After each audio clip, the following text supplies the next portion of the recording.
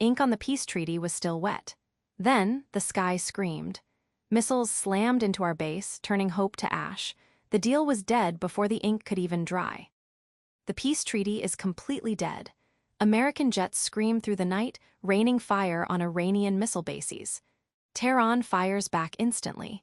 It is an all-out war now, and there is no turning back. Look at the streets.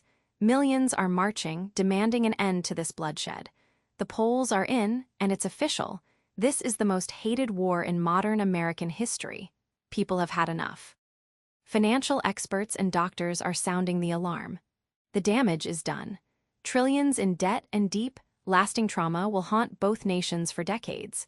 This isn't just a temporary setback, it's total long-term ruin. Red screens everywhere. Markets are crashing, and oil prices are absolutely exploding. In every major city, traders watch in horror as war pushes the global economy to the absolute brink. No one is safe. Deep underground, generals plot their next move in the dark. Meanwhile, silent digital weapons strike the grid. In an instant, power vanishes, plunging millions into cold, terrifying silence. The war of the future is already here. Darkness hits ICU. Cyber attackers cut main grid. Now backup generators fail. Ventilators go silent. Doctors scramble in dark. Real lives tick away. Every second counts.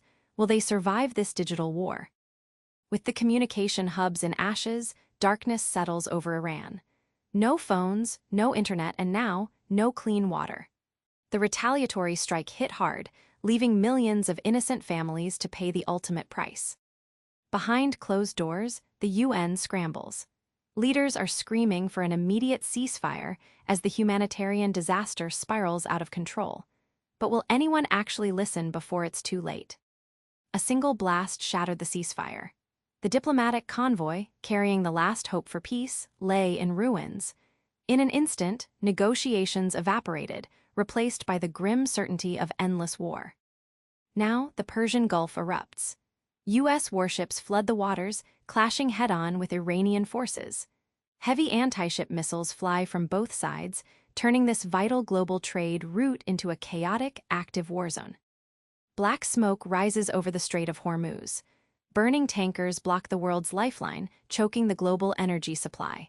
Now, nations panic, rationing fuel as pumps run dry. The crisis is no longer coming, it is here. Pumps ran dry, and then the cities burned. Now, it's neighbor against neighbor fighting police just for a gallon of gas or a loaf of bread. The thin line holding society together is officially gone. Then, the unthinkable happened. Governments turned on their own people, declaring martial law. Tanks rolled down familiar streets, and soldiers pointed loaded weapons at hungry citizens begging for food. The line between protection and tyranny vanished.